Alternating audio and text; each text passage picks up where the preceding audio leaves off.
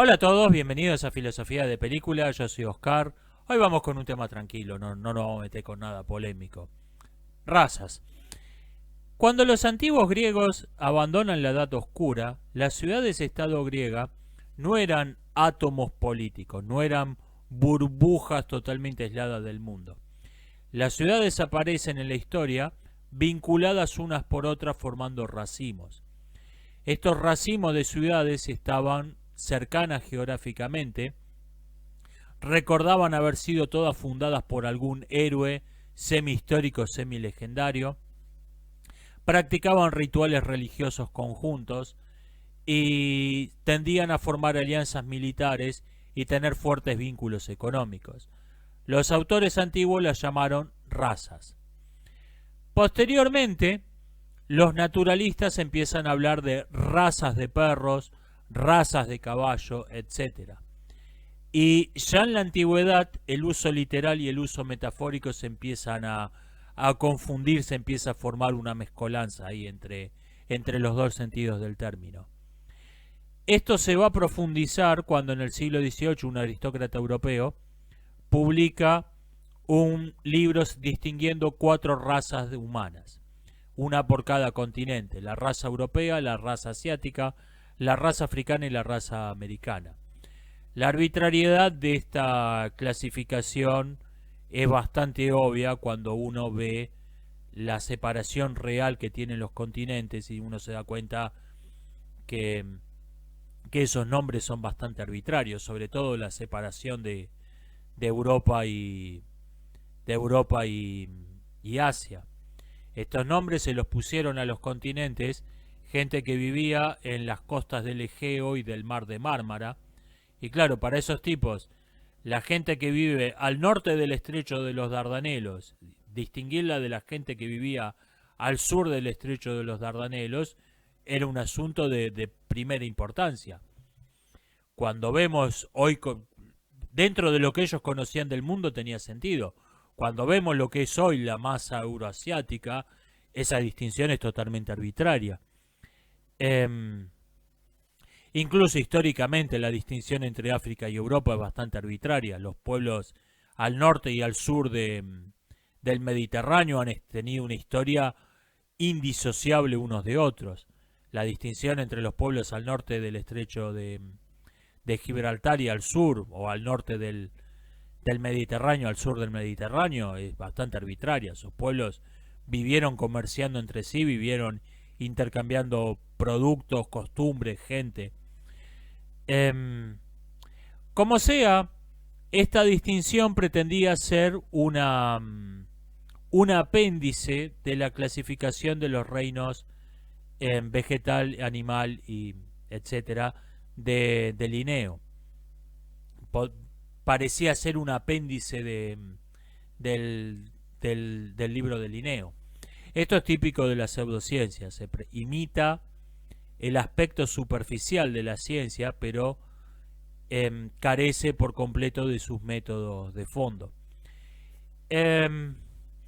Estas ideas van a ser adoptadas sobre todo por la República Francesa, que necesitaba pretextos científicos para justificar las mismas injusticias sociales que en tiempo de la monarquía se habían justificado con pretextos teológicos. Entonces ya los negros no estaban malditos, ni los americanos eran creación del diablo, sino que eran razas inferiores. Hubo que reinventar, hubo que darle un barniz científico a las mismas injusticias sociales que antes se defendían con pretextos teológicos. En el mundo anglosajón, mientras tanto, la idea de las razas aparece sobre todo impulsada por la doctrina teológica de la predestinación. O sea, en el mundo protestante ocurrió un poco lo contrario.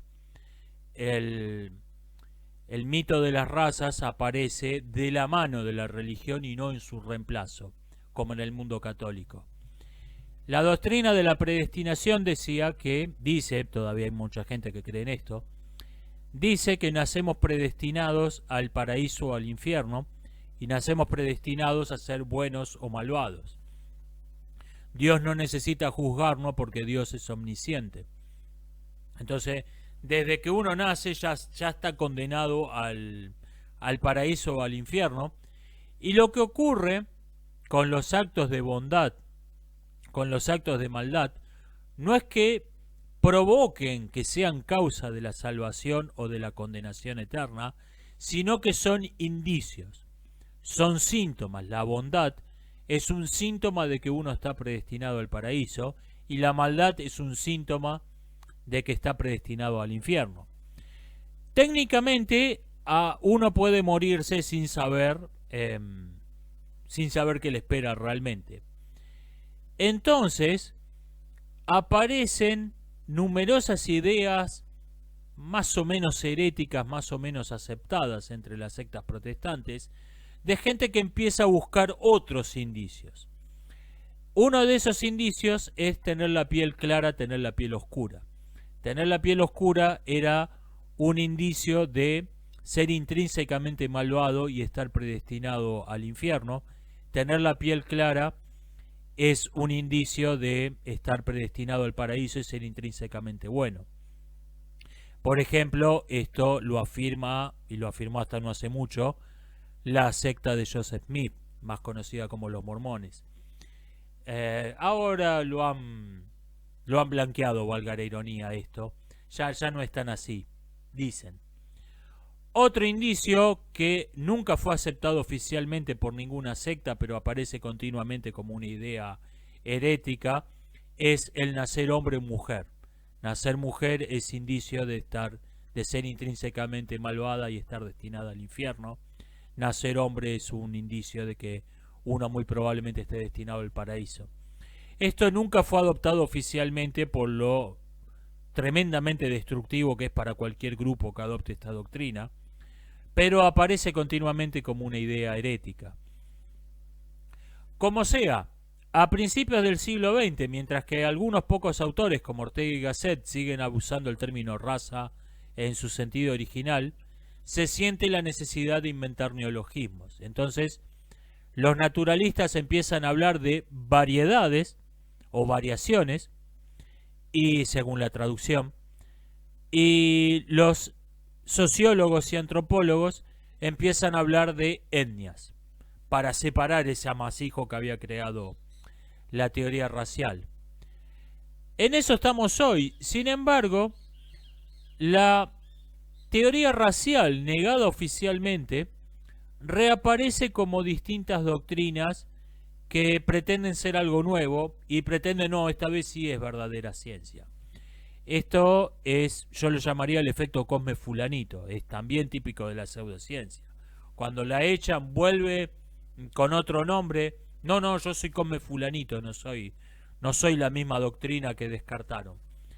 En nuestros días hay varias formas de fatalismo biológico que tienen mayor o menor aceptación, y creo que conviene señalar los errores de lógica, los errores básicos que tienen todas estas doctrinas. Vamos a repasar algunas de ellas. Primero y principal, toda forma de fatalismo biológico confunde correlación con causalidad. Y esto ya lo encontramos en la teoría racial original, donde nos dicen cosas como la raza negra o africana tiende a vestir ropa de colores llamativos. A ver, la mayor parte de los habitantes del África subsahariana son negros, y la mayor parte del África subsahariana acostumbra a vestir ropa de colores bastante llamativos. Eso no quiere decir que acostumbren vestir ropa de colores llamativos porque son negros. Está suponiendo una relación de causa y efecto entre dos hechos simplemente porque se presentan juntos. Esto un lógico uruguayo lo llamó la falacia de la cábala. Si yo me estaba rascando la nuca cuando mi equipo favorito hizo un gol, me voy a rascar la nuca viendo fútbol para que mi equipo favorito haga goles. No funciona así la cosa. Y esto mismo nos lo presentan disfrazado como ciencia, esta misma forma obviamente falsa de razonar propia de las supersticiones, nos las presentan disfrazada de ciencia mezclándole colándole algunos cuantos argumentos de autoridad y mezclándole unos cuantos términos técnicos. Entonces nos dicen cosas como descubrieron el gen de la obesidad, descubrieron el gen de la soledad, etcétera, etcétera. El genetista Albert Jacquard satirizaba esto, imaginando que unos extraterrestres que no saben nada de la historia de la humanidad, no saben nada de nuestras sociedades, consiguen unas cuantas muestras de ADN de la población de Sudáfrica y de algún modo consiguen las estadísticas de desempleo en Sudáfrica, comparan el ADN, comparan las estadísticas de desempleo y se encuentran que hay una clara correlación entre el desempleo y el gen que asimila, el gen de la melanina en la piel, el gen que nos permite que nuestra piel asimile melanina, y que las personas que tienen mayor melanina en la piel tienen los trabajos peor pagos y los mayores índices de desempleo, mientras que las personas que en Sudáfrica tienen menor melanina en la piel tienen los trabajos mejor pagos y menor desempleo. Y estos extraterrestres anuncian muy orgullosos que acaban de descubrir el gen del desempleo. El desempleo es causado por un exceso de melanina en la piel, y cuando se solucione el problema del exceso de melanina van a poder solucionar el desempleo en el mundo. Ahora bien, nosotros que conocemos la historia de Sudáfrica sabemos qué es lo que está mal en ese razonamiento, pero hay veces que aparecen patrones que obviamente no son casuales y no sabemos cuál es la historia detrás, no es obvia. La historia que detrás del gen el gen de la soledad, del gen de la obesidad, lo que nos encontramos una correlación que tiene un 99,99% de probabilidades de no ser casual. Y ahí es donde aparece la idea de que hay una relación de causa y efecto entre el gen causa la soledad, el gen causa la obesidad. Esto es absolutamente nefasto porque impide buscar cuál es la verdadera causa y cuál es la verdadera solución que se necesita. Y esto es particularmente nefasto en estos días donde hacerse análisis de ADN se ha vuelto algo popular, algo que hace todo el mundo. Imaginen esta situación. Imaginen que ustedes viven en un pueblo donde el 50% de los varones trabajan en una mina de azufre y el 60% de los hombres padece de enfermedades respiratorias y el 20% de las mujeres padece enfermedades respiratorias. En este pueblo han estado aislados desde el siglo XIX trabajando en la mina de azufre, por lo tanto se han estado casando todos entre sí, entre primos de segunda generación. Al final el pueblo hoy en día son todos parientes, mayor o más cercanos, tienen todos una huella genética muy marcada, y esto le da una firma, una huella digital genética muy propia a la gente de ese pueblo. Bueno, ustedes son de ese pueblo, se van a hacer un análisis de ADN, y la gente que le dice, que le hace el análisis de ADN, usted varón, mire, usted tiene un 60%, usted tiene su ADN, por su ADN sabemos que usted tiene un 60% de probabilidades de padecer una enfermedad respiratoria. ¿Es mujer? Tiene un 20% de probabilidad de padecer una enfermedad respiratoria. ¿Es verdad esto? Sí, pero se lo están diciendo de un modo que parece que ustedes tuvieran algún problema en los genes. ¡Qué barbaridad! He nacido predestinado por mi ADN a sufrir una enfermedad respiratoria. No, vas a sufrir una enfermedad respiratoria porque estás viviendo en un pueblo de mierda que está totalmente contaminado con azufre. Está esquivando el verdadero problema. Esto lleva a un fatalismo que es muy, pero muy parecido a la astrología. El creer, yo nací bajo un mal astro, por lo tanto voy a padecer una enfermedad. es un fatalismo muy parecido. La persona que vive en ese pueblo, en efecto, es muy probable que sufra una enfermedad respiratoria. Pero decirle, usted tiene, por su ADN sabemos que tiene tal probabilidad de sufrir una enfermedad respiratoria, está desviando la atención de las verdaderas causas y por lo tanto impidiendo una verdadera solución. Esto es absolutamente nefasto, no hace falta que lo aclare. La distinción entre colores primarios y secundarios tiene una razón objetiva de ser. Si uno tiene pintura amarilla, roja y azul, puede crear cualquier otro color con diversas mezclas de esas tres. Pero, si no tiene amarillo, no puede crearlo con ninguna mezcla, por variada que sea su colección de pinturas. En biología, la distinción entre especies e híbridos tiene también una razón objetiva. Los híbridos son total o parcialmente estériles. Por lo tanto, la creación de nuevos híbridos requiere de la existencia de especies puras. En cambio, la distinción entre razas puras y mestizos no tiene ninguna razón objetiva de existir. Es una clasificación totalmente arbitraria, creada por los términos usados en la clasificación misma, y que existe únicamente por motivos histórico-ideológicos. Podemos representar de modo simplificado la herencia humana como una línea o como un círculo donde cada individuo se parece a los que tiene al lado y sus descendientes heredarán características intermedias de ambos padres. Si los dos padres ocupan un lugar cercano en la línea, sus hijos ocuparán un lugar no muy alejado. Si los padres ocupan lugares alejados del círculo, sus hijos ocuparán algún punto intermedio. Por causas histórico-social-demográficas, algunos de estos cruzamientos han sido mucho más frecuentes que otros. En base a estas causas histórico-demográficas, la teoría racial clasificó a los seres humanos en razas puras y mestizos, usando un criterio análogo al que se usa para clasificar los colores en primarios y secundarios. La diferencia es que, en este caso, no existe ninguna razón objetiva para hacer esta clasificación. Los mestizos podrían haber sido las razas puras y las razas puras los mestizos. La clasificación de unos grupos humanos como puros y otros como secundarios es totalmente arbitraria, está creada por el sistema de clasificación mismo.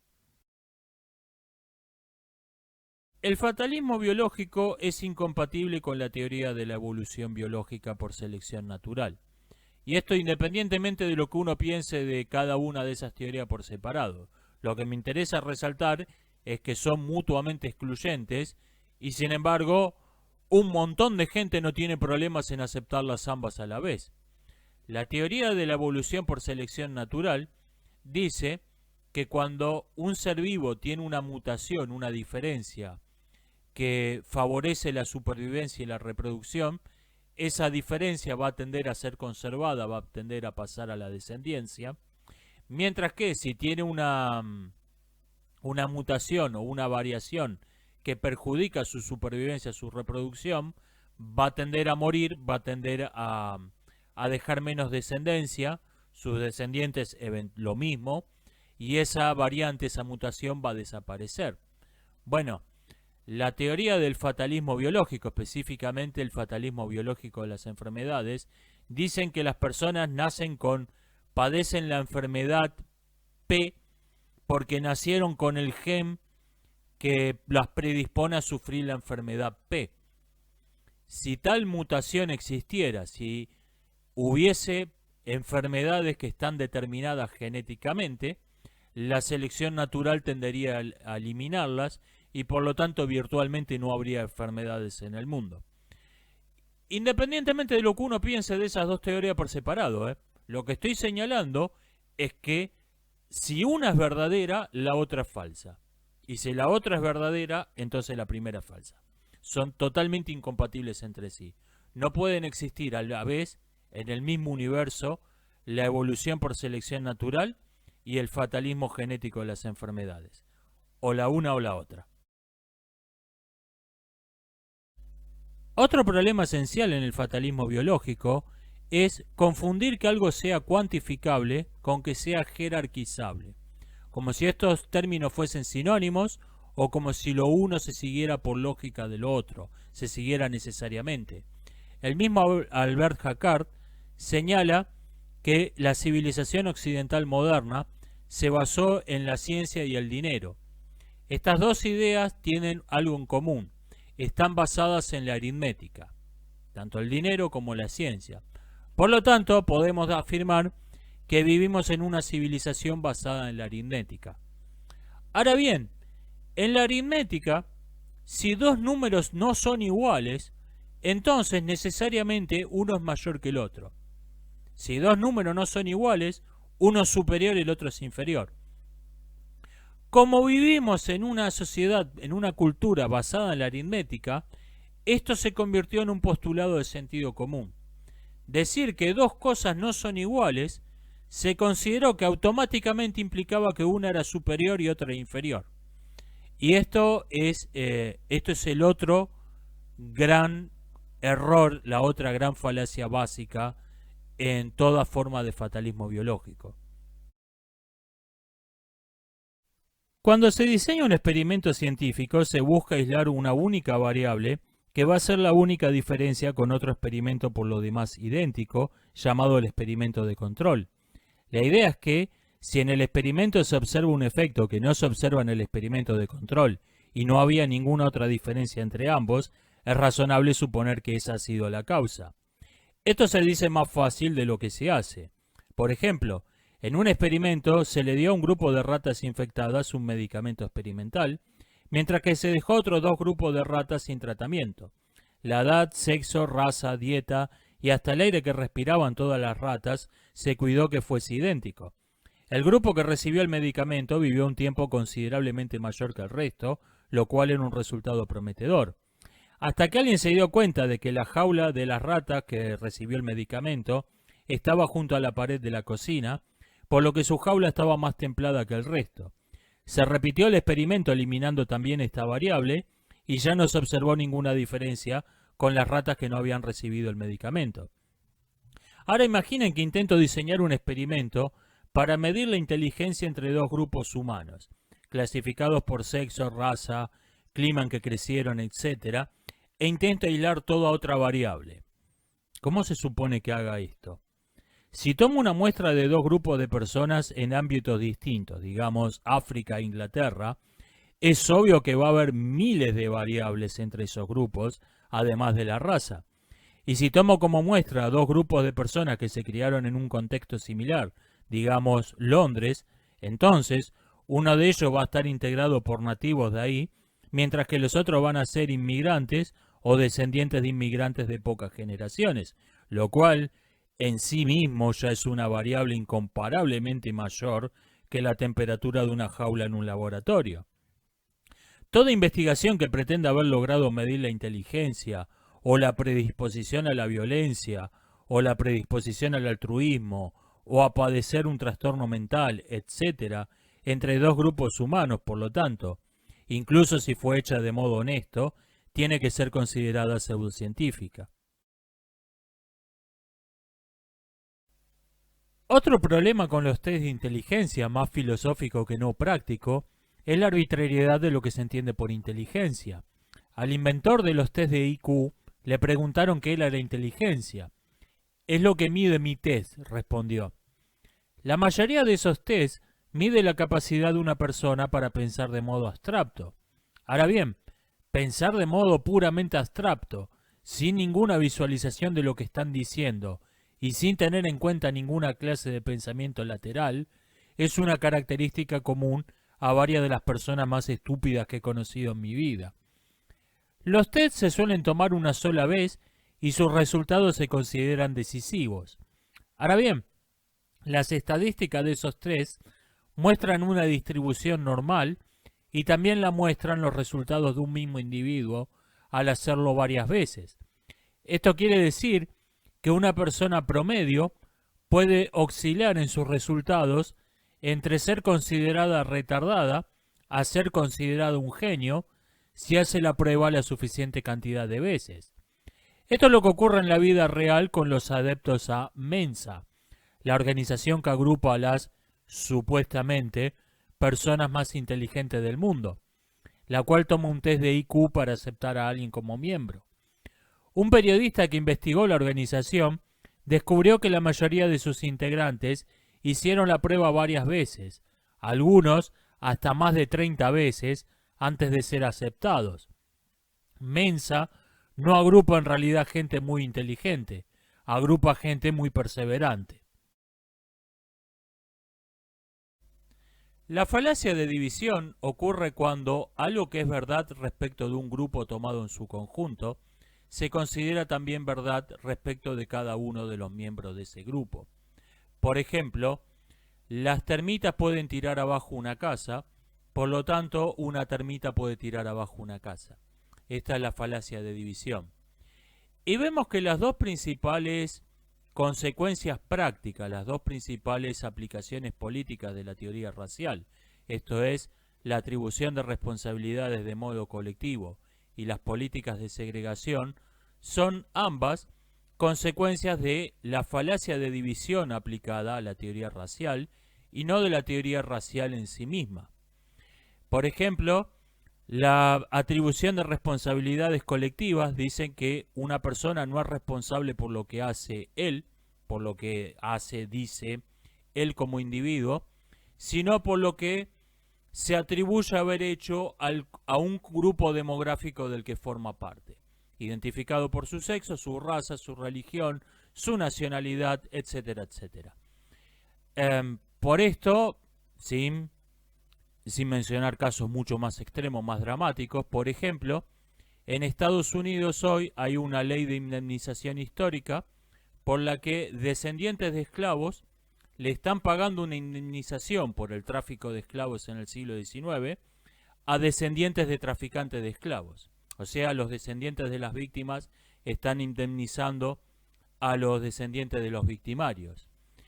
La obvia injusticia de esa ley puede rechazarse sin necesariamente rechazar la teoría racial en sí misma.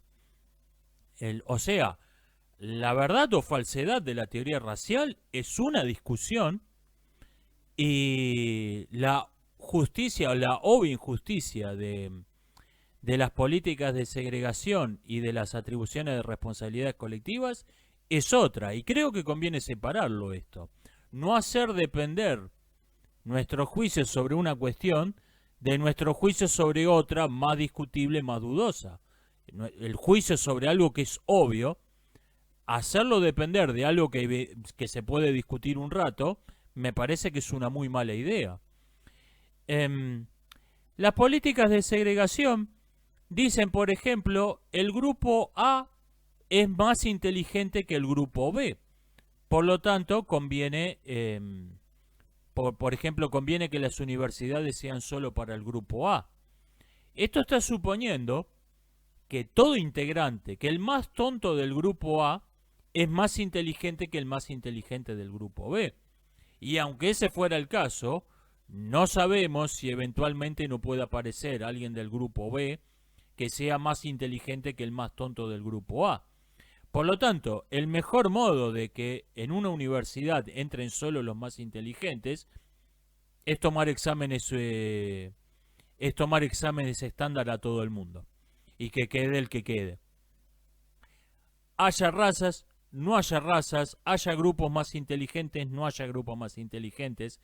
El mejor modo es evaluar siempre, cualquiera sea el caso, el mejor modo siempre es evaluar cada individuo por separado. La mejor opción racional es siempre la misma. Un filósofo musulmán del siglo XI describió a las cruzadas como un puñado de hombres sin Dios, pero con cerebro, dirigiendo a una multitud con Dios, pero sin cerebro.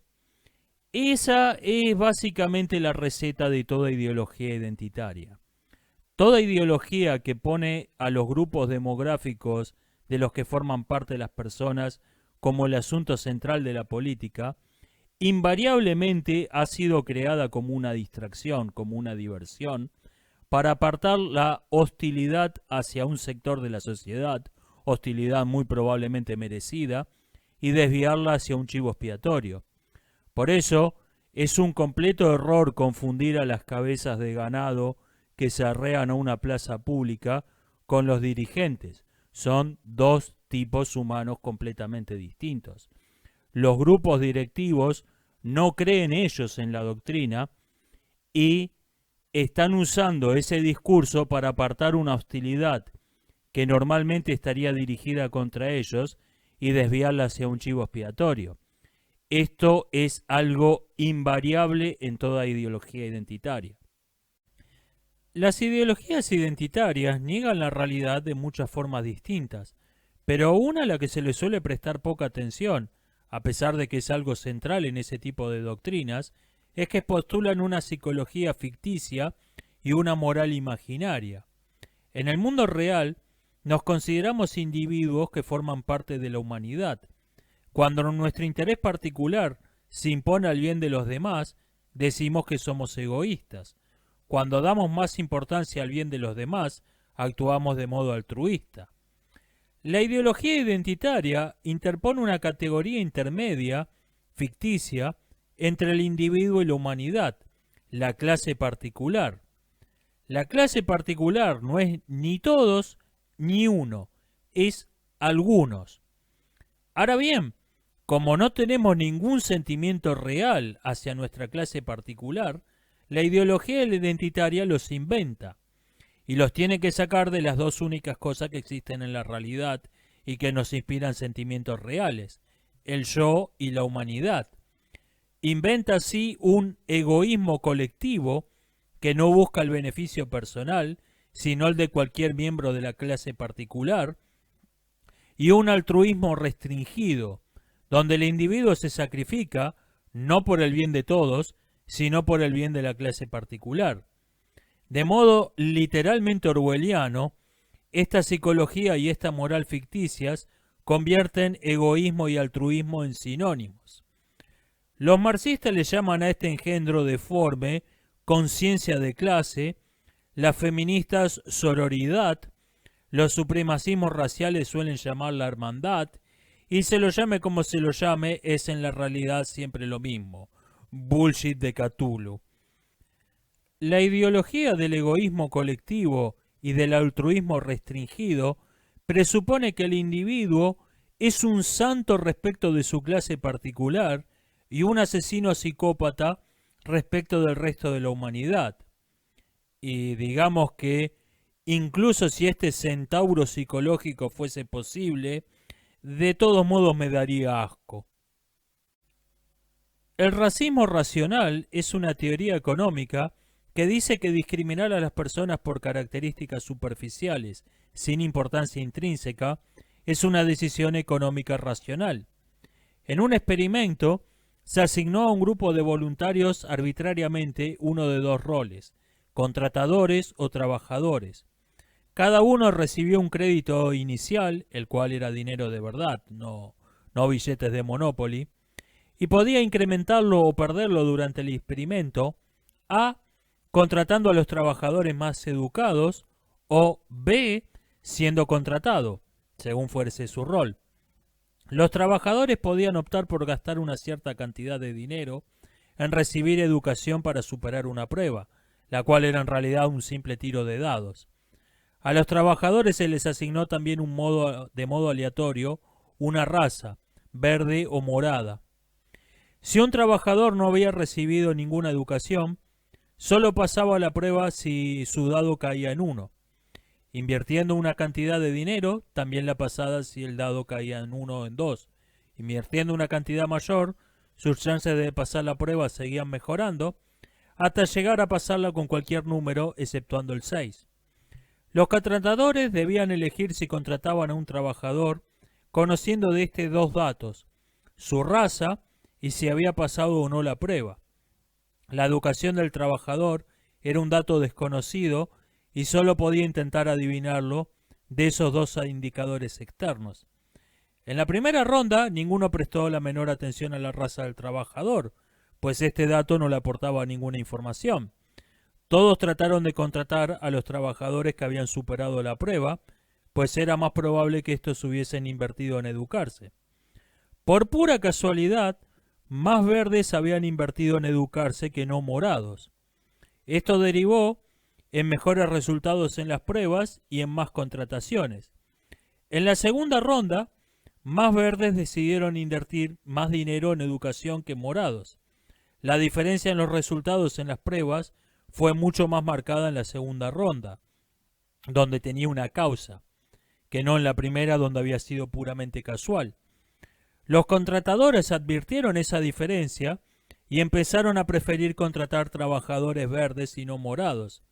En la tercera ronda, ningún trabajador morado invirtió $1 más en educación, sabiendo que esto no iba a mejorar sus chances de ser contratados. Los contratadores, quise decir, preferían un trabajador verde que no hubiese pasado la prueba a uno morado que sí la hubiese pasado, razonando que este último solo había tenido suerte. Cuando terminó el experimento, los experimentadores se quedaron asombrados del nivel de hostilidad entre los voluntarios. Se lanzaban acusaciones de todo tipo, discutían acaloradamente y hasta intercambiaron insultos. Habían creado tensiones raciales entre las razas imaginarias de los verdes y los morados, dos razas imaginarias inventadas 1 hora y media antes y asignadas arbitrariamente. Una característica curiosa del racismo racional es que no implica necesariamente que la persona que lo practica sea, en efecto, racista. Los contratadores del experimento pensaban que los morados eran seres biológicamente inferiores a los verdes. Desde luego que no. Estaban tomando una decisión racional con los datos que disponían. Hay muchas situaciones en la vida real en las que actuamos de modo racionalmente racista, pero hay una que me gustaría destacar especialmente porque es creada de modo totalmente artificial por medio de las leyes, los cupos obligatorios. Imaginen que están de vacaciones en un país del que no saben casi nada, su barco paró ahí en una escala de un día, en donde hay dos grupos étnicos mayoritarios, los Buga Buga, quienes visten de verde, usan sombreros triangulares y adoran al sol, y los Naka Naka, quienes visten de modo morado, usan sombreros redondos y adoran al volcán. Ustedes sufren un ataque de apendicitis y los internan de urgencia en un hospital. Le dicen que van a tener que operarlos y le dicen que hay dos cirujanos disponibles. Uno es un Buga Buga y el otro es un Naka Naka. Y les pregunta por quién prefieren ser operados.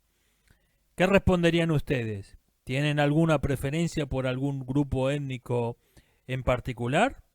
¿Algún prejuicio en contra de los Buga Buga o de los Naka Naka? ¿Les da lo mismo? Pero ahora les cuentan que el 99% de los estudiantes de cirugía son Buga Buga, pero que el gobierno ha ordenado que la mitad de los cirujanos deben ser Naka Naka. Hay una competencia tremenda entre los cirujanos Buga Buga para conseguir un empleo, pues estos se redujeron a la mitad, y los hospitales solo contratan a los más calificados. En cambio, todo Naka Naka que ha estudiado cirugía es contratado, e incluso para completar el cupo, muchos hospitales han debido contratar a estudiantes, curanderos y hasta destripadores de vacas del matadero local para cumplir el cupo de cirujanos Naka Naka. ¿Qué piensan ahora? ¿Les sigue dando lo mismo quien los opere? En 2007, el economista Tim Harford señalaba una forma de racismo racional particularmente nefasta: personas que evitan el éxito personal porque eso no es considerado propio de su raza. Niños que comienzan sacando buenas notas en los exámenes, pero, mientras que algunos de ellos son alentados y felicitados por eso, otros enfrentan una creciente hostilidad de parte de sus compañeros y del resto de su entorno social, porque les dicen que están actuando como blancos. Harford señala lo extremadamente dañino y autodestructivo que es ese cliché del actuar como blanco. Bueno, actualmente la hostilidad al actuar como blanco ya no es un mero prejuicio nefasto extendido entre los vecindarios negros de Estados Unidos. Ahora es política de Estado. El niño que saca buenas notas en un examen ya no es solo criticado por actuar como si fuese blanco por sus compañeros, sino también por sus maestros y otras autoridades escolares. En 2020, milicias paraestatales vinculadas al Partido Demócrata, al partido del Ku Klux Klan, destruyeron miles de comercios de comerciantes negros, basándose en la acusación de que estaban actuando como blancos. Meses después, el 92% de los negros norteamericanos votaron al partido del Ku Klux Klan. About this whole thing is what y'all doing right now is already something I do in my community right now to speak out against stuff, because black folks are getting told by other black folks, oh, you know you ain't gonna be able to do nothing out there in the world because them white folks ain't gonna let you get no, oh, you know you're not gonna be able to do it here because you know the white man gonna keep you down. Well, how did I get where I am right now if some white man kept me down? How am I now directing over folks that look just like you guys in this room right now? How? What kept me down? What oppressed me? I worked for myself from off the streets to where I am right now. You gonna sit here and tell me this lie of critical race theory? Of this the reason why black folks can't get ahead because of white folks? Are you kidding me? La doctrina de que cada raza tiene una cultura que le es propia y no debe ser abandonada, tiene 4 efectos extremadamente nefastos. 1. Justifica las políticas de segregación, las cuales actualmente se llaman con nombres extremadamente hipócritas como antirracismo, inclusión, etc. 2. Se opone al enriquecimiento de una cultura mediante la apropiación de elementos de otras culturas, lo cual es considerado por estúpidos incapaces de crear nada nuevo, como si fuese una forma de robo. 3. Todo enriquecimiento de una cultura mediante la imitación de otra cultura superior es repudiada por esos mismos orates como una forma de colonialismo cultural. Toda crítica a una costumbre bárbara es repudiada como racismo, lo cual impide todo progreso real. 4. Las personas que viven en una cultura inferior son alentadas a no hacer el menor esfuerzo por mejorar sus comunidades. Las personas que suscriben ideas liberales o progresistas en los países centrales han aprendido desde niños a despreciar a las personas que defienden ideas similares a las suyas en los países periféricos, viéndolos como alienados o colonizados culturalmente, y en cambio defender apasionadamente a los partidos que los lincharían si llegasen a pisar su territorio. La verdad de que hasta los pueblos americanos más desarrollados previos a la conquista eran poco menos que cavernícolas, y que pueblos como los aztecas fueron algunas de las sociedades más despreciables que hayan existido sobre la tierra, se considera algo que políticamente debe ser negado y barrido bajo la alfombra. La misma gente que, cuando alguien niega que el Holocausto haya ocurrido realmente, finge hipócritamente escandalizarse, afirma con toda naturalidad que hechos como las guerras floridas deben ser negados, porque considera que esos hechos ponen en evidencia que los descendientes de los aztecas son una raza inferior, incapaz de vivir de modo civilizado.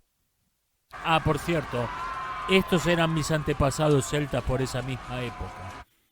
Y si alguien me dice que yo he sido colonizado culturalmente, que estoy alienado y que debería retomar el estilo de vida tradicional de mis ancestros, no gracias, paso. El psicólogo canadiense Max Hershorn y otros publicaron un paper en donde analizaban las interacciones de numerosos agentes en 50 simulaciones por computadora. El programa simulaba un proceso de revolución darwinista, donde los agentes tenían asignado un grupo arbitrario y usaban una de 4 estrategias posibles: egoísta, no colaboraban con nadie; humanitaria, colaboraban con todo el mundo; etnocéntrica, colaboraban solo con su propio grupo; y traidora, colaboraban solo con los no miembros del grupo. De modo para nada sorprendente, los egoístas y traidores rápidamente caían al borde de la extinción, aunque es interesante que, al cabo de 1000 generaciones, seguían existiendo en casi todas las simulaciones. En todas las simulaciones la colaboración etnocéntrica se impuso al humanitarismo, pero no de modo absoluto, y solo después de unas 350 generaciones. La población promedio de las 50 simulaciones al cabo de 1000 generaciones fue etnocentristas 73%, humanitarios 17%, egoístas 8%, traidores 2%. En 16 de las 50 simulaciones hubo un periodo de dominación muy marcada de la estrategia humanitaria para decaer a partir de la generación 400 y terminar en el mismo resultado final que el resto. Entre estas dos clases de simulaciones hay además otra diferencia que nos ayuda a entender qué ocurre ahí. En las simulaciones más comunes, donde el etnocentrismo y el humanitarismo comienzan siendo estrategias igual de buenas, el egoísmo y la traición son igual de malas. En cambio, donde se produce una marcada dominación inicial de la estrategia humanitaria, hay también una clara superioridad de la estrategia de traición sobre la egoísta para después decaer. Si comparamos las dos estrategias más efectivas con las dos estrategias malas, veremos que son proporcionalmente buenas y malas. Esto se debe a que las estrategias malas son dos estrategias parasitarias y dependen del éxito de los agentes de los que viven. Los egoístas explotan la solidaridad etnocéntrica sin aportar nada de su parte, mientras que los traidores parasitan la solidaridad humanitaria sin aportar nada. La diferencia es que, mientras que el egoísta no beneficia a nadie, el traidor beneficia a los grupos que tienen una estrategia etnocéntrica opuesta a la suya. Por eso, mientras que la colaboración indiscriminada parece ser la mejor estrategia en las primeras etapas de la simulación, cuando todo es bastante caótico, los grupos en los que predomina una solidaridad limitada etnocéntrica terminan revelándose al final como la mejor estrategia de largo plazo. Cuando observamos la historia real a través del cristal de este experimento, resulta increíblemente revelador. Todo imperio comienza con la expansión muy rápida de un grupo altamente etnocéntrico y extremadamente agresivo que se consideran una raza superior, un pueblo elegido por los dioses, los únicos seres humanos auténticos o alguna bullshit por el estilo. Si ese etnocentrismo nunca se suaviza, pronto se quedarán aislados, odiados por todo el mundo, sin poder de ganar nuevos territorios ni hacer nuevos aliados, hasta que finalmente van a ser destruidos. Van a aparecer en la historia como el aborto de un imperio que no llegó a ser. Israel en nuestros días, los reinos romanos germánicos en la baja antigüedad o Siracusa en la antigüedad clásica. Por lo general, a la expansión original le sigue una proliferación de sentimientos cosmopolitas, las ideas de leyes más equitativas, religiones universales y el ideal de fusionar las costumbres y mezclar las razas.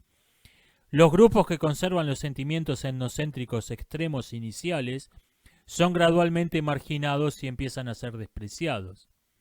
Sir Gloop observa que la etapa final de los imperios se caracteriza por la afluencia masiva de inmigrantes insolidarios con los principios sobre los que se fundó el imperio en primer lugar.